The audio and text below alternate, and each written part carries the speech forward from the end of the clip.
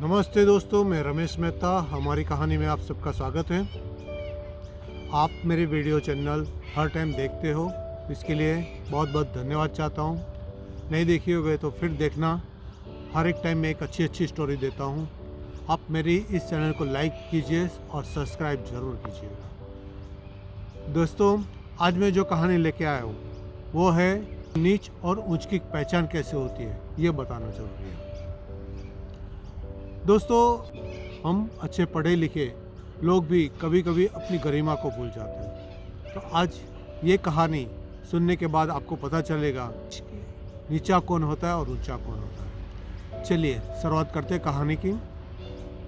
राजा विक्रमादित्य, आप पहचानते हो, उज्जैन के राजा थे और उसका जो राज्य करने का तरीका था वो इतना अच्छा था कि प्रजा उसके साथ बहुत सुखी थी।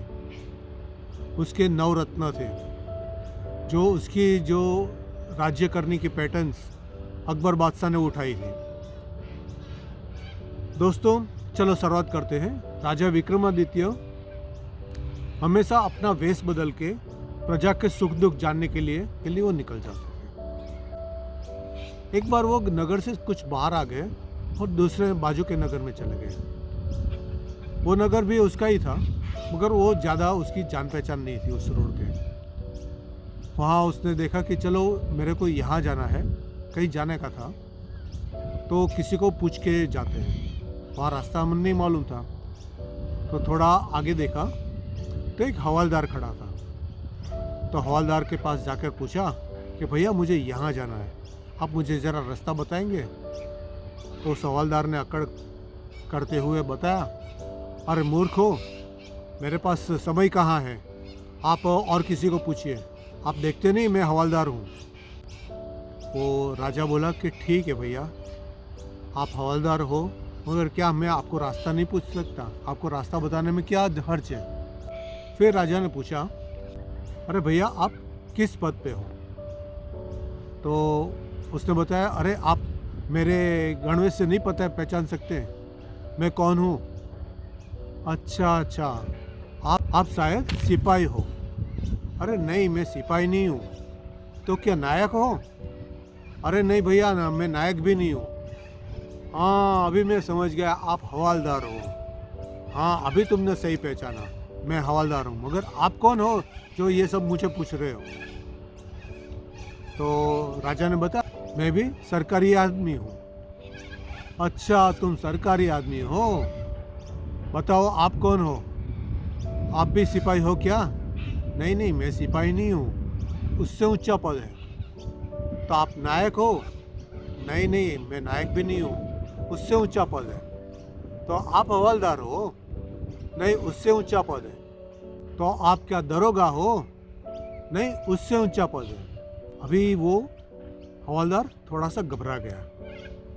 तो उसने धीरे से पूछा, भैया आप कौन हो, ये बता दो।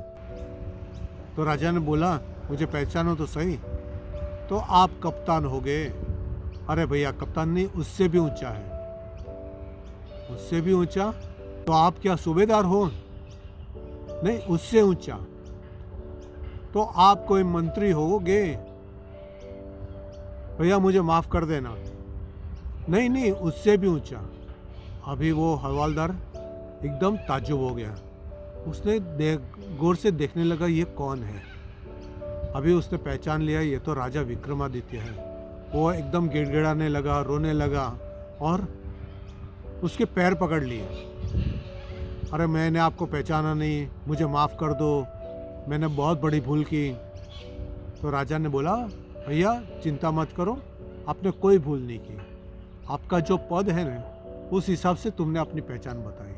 और आप जब भी बड़े हो जाओगे ना, बड़े पोस्ट पे पहुंच जाओगे, तो आप भी मेरी तरह सहनशील, नम्र और विवेकशील हो जाओगे। इसलिए कहा गया है, विद्या विवादाय धन में मदाय शक्ति परेशान परिपीडनाय खलस्य साधोर विपरीत मेतत नानाय दानाय च रक्षणाय।